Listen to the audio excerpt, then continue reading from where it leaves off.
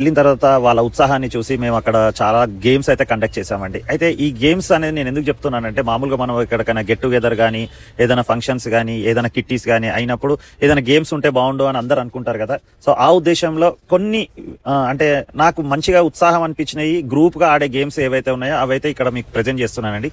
ఈ వీడియోని అయితే సేవ్ చేసుకోండి, లేకపోతే మీకున్న కిట్టీ గ్రూప్లకు కానీ వాటికి కానీ షేర్ చేయండి. ఆ టైంలో మీకు గుర్తుకొస్తుంది ఏ గేమ్ ఆడాలనేది మంచి ఐడియా వస్తుంది. నేను ఓన్లీ ఒక 4 గేమ్ల గురించి అయితే చెప్తున్నానండి.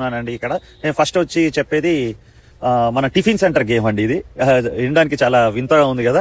సో ఇక్కడ ఒక పేపర్ ఉంది కదా చూడండి. ఈ పేపర్ మీద అన్ని మేము టిఫిన్స్ నేమ్స్ రాసాము కదా, టిఫిన్స్ నేమ్స్ రాసాము.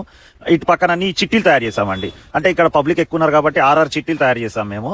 మామూలుగా మీకున్న పబ్లిక్ ని బట్టి మీరు 5, 4 అక్కడ ఉన్న వాళ్ళని బట్టి డివైడ్ చేసేసుకోండి. చిట్టీలు అదే పేర్లు ఇక్కడ రాసేసేయండి. అంటే ఇడ్లీ గానీ, దోశ గానీ, పూరి గానీ, టీ గానీ, కాఫీ గానీ ఏది ఉంటే అది మళ్ళీ మీకు సపరేట్ గా అలా చిట్టీలు ఒకటి తయారు చేసి పెట్టేసుకోండి. తర్వాత అందరిని ఒక దగ్గర గ్యాదర్ చేయండి. అందరిని ఒక దగ్గరకు వచ్చిన తర్వాత అందరికీ ఒక్కొక్క చిట్టి ఇచ్చేసేయండి.